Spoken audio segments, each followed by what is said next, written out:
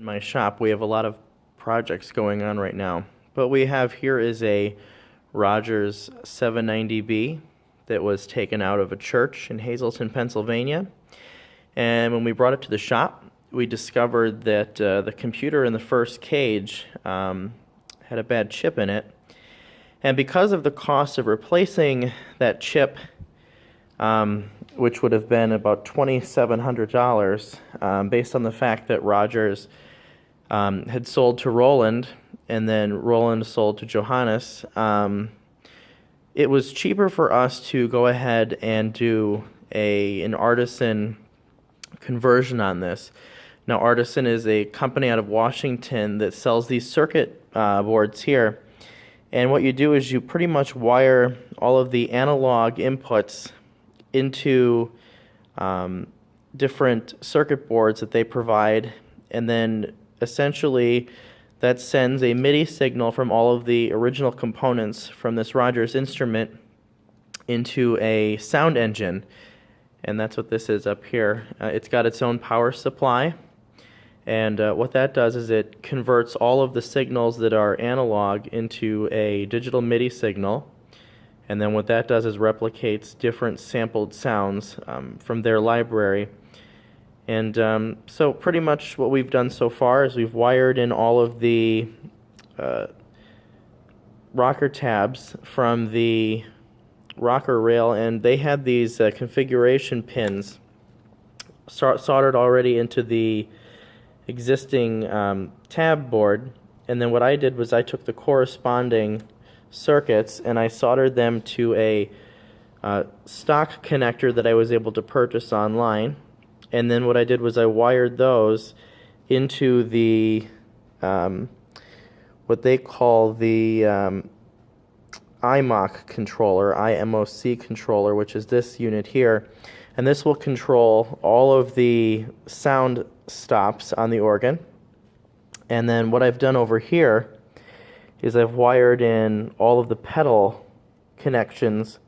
And these wires were originally from the Rodgers. All I had to do was strip those off and attach them here on this contact panel. And those run down through this cable here down into the pedal rail. And those contacts are all done by means of reed switches that are located magnetically behind the pedal. The only thing left to do down here is to wire in all of these toe studs. And it's very simple. You put an electrical current. Ours is going to be 12 volts. It's going to run through a main cable into each of these toe studs. And then when you press the stud, it sends the electrical signal back through these wires and all the way back up to this rail here. And those are still in the midst of being deciphered as to which is which. And then these will all be trimmed and attached to inputs over in here. And then what I'll do beyond that, this actually is from an older Rodgers model. I wanted an analog keyboard because these are Artisan's input boards. And what I'm doing here is I'm wiring the analog electrical signal from the back of the key into the inputs on the input board. And then what this will do, once I attach the 12 volts to this line here, when you press the key, it will send the 12 volt signal through this connection here into a set of soldered tabs down here. And these will run this electrical signal through these wires into this board. And then it's very easy. I'm going to be sending this telephone cable from this board into the board that will be controlling the grate, and that will run into the input for the IMOC board. And that will send the MIDI signal of those two keyboards out of this connector into the connector on the sound engine, which will produce the tones from this organ. Now what I'm also doing is I'm using the original amplifiers from this organ, and we're going to be using the power supplies. Those are the transformers. It sends it into the amplifier. And then I have voltage outputs here.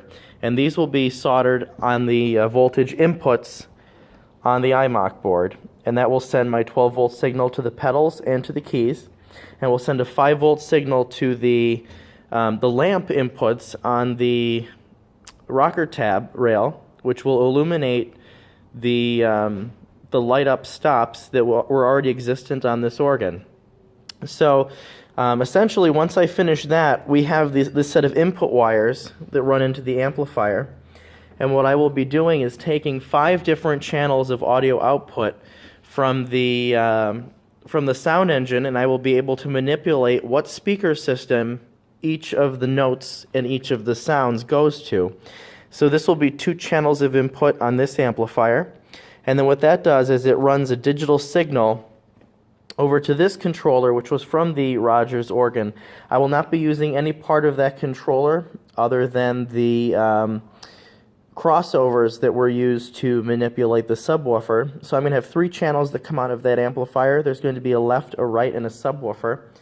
But the subwoofer I'm going to be only allowing to roll over at a certain frequency so that I get somewhat of a full range sound out of that. I'm trying to have this organ speak from different directions of the sound chamber. So I'm also going to be utilizing this Rodgers amplifier here that I've taken apart from a separate Rodgers organ, which is going to give me an additional 2 channels. So I have the 3 channels of audio coming from this unit, 2 channels of audio coming from that unit, and so I'm going to have 5 channels of audio total. 4 of those are going to be full range cabinets, and I'm going to be sending the reeds to 2 of those using a C and C sharp tuning. And then I'm going to be sending the flutes and the principals to the other 2, which are larger speakers, which are going to be also a C and C sharp configuration. And then I will just roll over some of the frequencies into that subwoofer. We're going to stack those in the middle of the cabinet to simulate the fact that we may have larger pipes in the middle of that cabinet. So once I get this all put together, I will update you more as to this project, but I hope you'd enjoyed this tutorial of some of this Artisan equipment, and I'll have another video posted once I get it all put together, and we'll be playing this organ for you.